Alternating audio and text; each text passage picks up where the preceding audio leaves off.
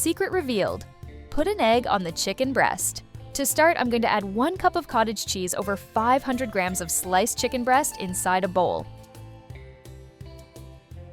Then, we'll season with 1 teaspoon of salt, 1 teaspoon of onion powder, 1 teaspoon of paprika, 1 teaspoon of oregano, half a teaspoon of black pepper, and 3 cloves of garlic minced. And using my hand, we'll mix everything very well.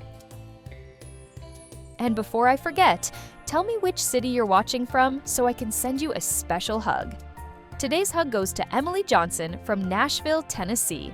I'm so happy that you're enjoying our recipes. Now, I'll add 1 egg, and we'll keep mixing until everything is well incorporated. Every time I make this recipe, I notice how much the final look depends on this part, because this is where we get the perfect texture, define the finish, and make it delicious.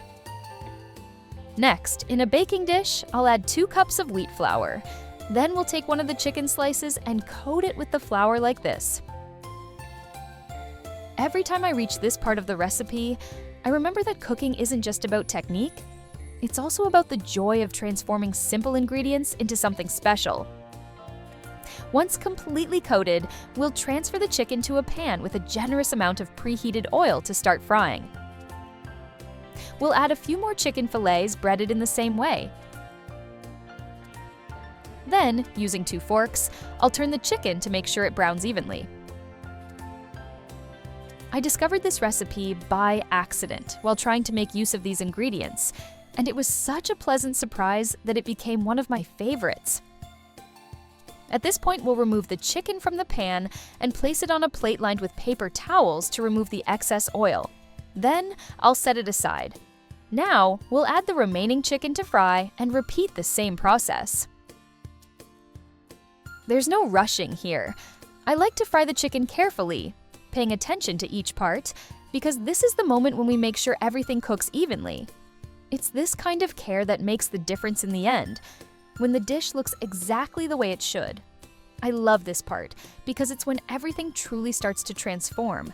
And even though it's simple, if you do it with focus and care, the final flavor turns out so good it feels like a restaurant dish. It's impossible to eat just once. After getting an even fry, I'll carefully remove the chicken from the pan. And then we'll place everything on a plate. I love this kind of recipe because it doesn't require complicated steps. It doesn't need hard-to-find ingredients, and still stands out for the result. The smell, the look, and the taste are amazing. Make it at home and tell me what you think.